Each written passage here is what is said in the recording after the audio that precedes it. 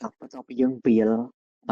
teacher zone hay student zone hay ở hỏi chẳng là dương cái lệnh mà mơ PC tầng buồn đi với chẳng ở vậy thì từ từ bắt đầu tiết cái này sân mở tầng ở khi nốt đôi nhôm chế mắc cứ nghi sưu mới chẳng dân ai check mở bàn hay sân mỗi tiết lấy dân cầm nốt PC tầng ở khi được xa vậy thì dân biển ấy cứ chiaประเภท static chứ dân click được can PC យើងបាច់ click យើងដាក់មកបើយើងនៅលើហ្នឹងទៅគឺកន្លែង IP address គឺអត់ទាន់ set ទេតោះណា not set ទាំងអស់អញ្ចឹងនៅពេលដែលយើងចង់ communicate ជាមួយនឹង computer ផ្សេងទៀតគឺវាអត់ទាន់ដំណើរការទេឥឡូវយើង click មកកាន់sorry យើង click មកកាន់ PC ទី1ទី0នេះ PC 0ហើយយើង click មកកាន់ IP configuration បន្តមកទៀតយើងឃើញពាក្យ static អញ្ចឹងកន្លែង static មួយនេះយើងអ្វីដែលយើងត្រូវធ្វើគឺយើងកំណត់មកថាយើងដឹងហើយថាមក block នេះusable rank ពីណារហូតដល់ណាដែលអាច assign ទៅកាន់ user បានអញ្ចឹងយើងដាក់មក192កន្លែងនេះ default gateway គឺជា usable rank ដំបូងគេបង្អស់អញ្ចឹងយើងមិនបាច់ប្រើទេយើងដាក់192 168.1.2.3.4.5 រហូតអីចឹងទៅរហូតមកដល់កំណត់ត្រឹមប្រមាណយើងដាក់ប៉ុណ្ណឹងមកអញ្ចឹងឧទាហរណ៍ថាPC 0នេះខ្ញុំដាក់192.168.1.2អូខេ subnet mask របស់យើង26អញ្ចឹងកន្លែងនេះវា load ពេលខ្លះគឺវា load ត្រឹមត្រូវទេអញ្ចឹងយើងដាក់192ធ្វើម៉េចកន្លែងនេះគឺ/26ហើយ default gateway គឺត្រូវតែដាក់ឲ្យដូចគ្នាបើមិនបើដាក់ខុសគ្នាគឺវាអត់មាន communicate ជាមួយគ្នាទេគឺខុសហ្មងអញ្ចឹង192.168.1.1អូខេតោះតែប៉ុណ្ណឹងហើយយើងធ្វើនៅ PC ផ្សេងទៀតដូចគ្នាដែរអញ្ចឹង PC នៅក្នុង teacher zone នេះខ្ញុំកំណត់ដូចគ្នាអញ្ចឹង192.168.1.1.2ឥឡូវខ្ញុំចុចដាក់ចុច3អញ្ចឹងទៅកន្លែងនេះកែដាក់192វិញ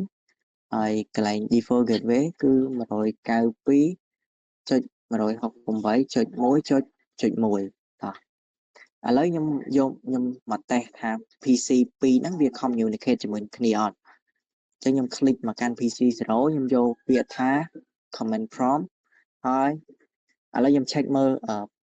IP របស់ PC ហ្នឹងសិនអញ្ចឹង IP config អញ្ចឹង PC ដែលខ្ញុំកំពុងតែនៅនេះគឺ1.2 តោះឥឡូវខ្ញុំ ping បានន័យថាខ្ញុំចង់ communicate ជាមួយនឹង PC ផ្សេងទៀតអញ្ចឹងខ្ញុំត្រូវវាយ IP address 192.168.1.3 enter អញ្ចឹងមកនៅពេលដែលឃើញពាក្យថា reply បានន័យថាវា communicate ជាមួយនឹងគ្នាហើយតោះណាអាយ៉ាអូខេបន្តមកទៀតអ្វីដែលយើងត្រូវធ្វើបន្តទៀតមិនយើង communicate ជាមួយនឹងពីរនេះតោះឥឡូវយើង communicate ឆ្លងដែនម្ដងអញ្ចឹងនៅក្នុង PC ទី2ខ្ញុំកំណត់ដូចគ្នាដែរអញ្ចឹង IP config ហើយកន្លែងនេះ192.168.10.កន្លែងនេះ default gateway របស់យើង1អញ្ចឹងកន្លែងនេះខ្ញុំចុច2មកហើយ subnet mask របស់យើង24ត្រឹមត្រូវហើយ default gateway គឺ192.168.10.1អូខេតោះអញ្ចឹងអា PC ទី3នេះគឺកំណត់ដូចគ្នាយ៉ាងដែរអញ្ចឹងខ្ញុំអត់កំណត់ទេហើយឥឡូវខ្ញុំចង់ communicate ជាមួយនឹង PC ទី1ជាមួយនឹង PC ទី2នេះ communicate បានអត់ click មកកាន់PC ហើយយើងចូលមកកាន់ខ្វែងមួយមក command prompt ឥឡូវខ្ញុំតេស្ត IP config មួយចង់ដឹងថា PC មួយហ្នឹងដែលខ្ញុំកំពុងតែធ្វើហ្នឹងវា IP ប្រមាណ